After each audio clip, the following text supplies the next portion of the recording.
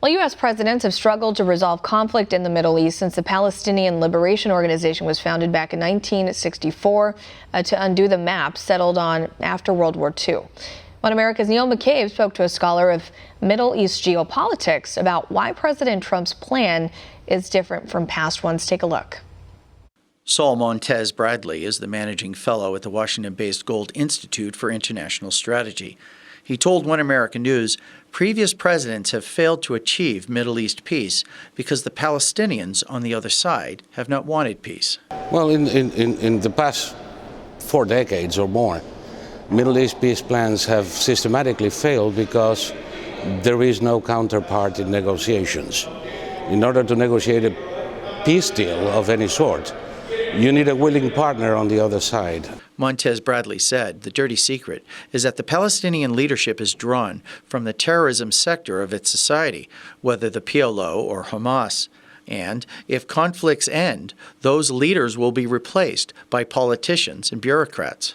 And as long as the Palestinian Arabs have demonstrated their unwillingness to compromise, there is absolutely no possibility that any plan may succeed. Another problem is that the man treated as the president of the Palestinian Authority, Mahmoud Abbas, was supposed to leave office more than 10 years ago, he said.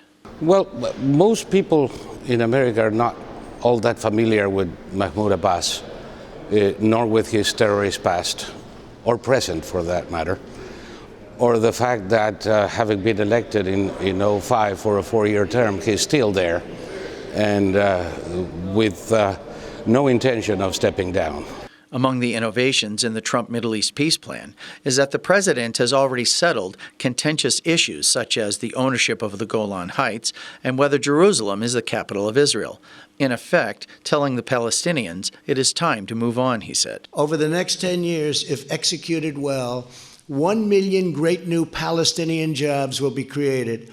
Their poverty rate will be cut in half, and their poverty rate is unacceptable now and only getting worse.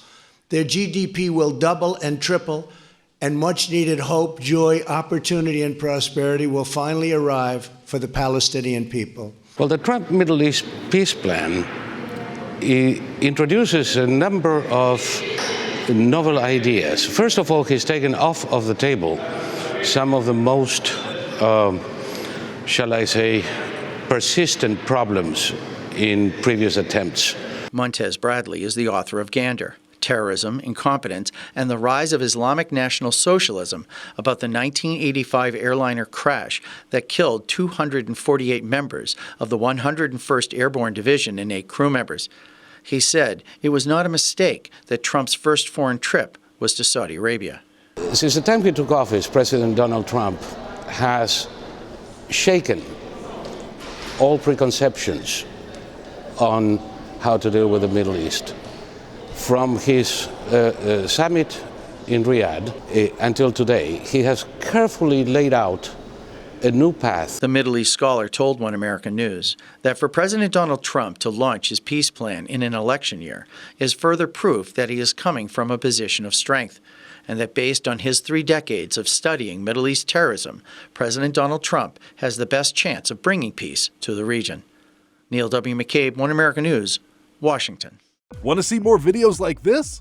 Click on the link below and subscribe to One American News on YouTube, and call your cable provider and kindly demand that One American News is added to your lineup.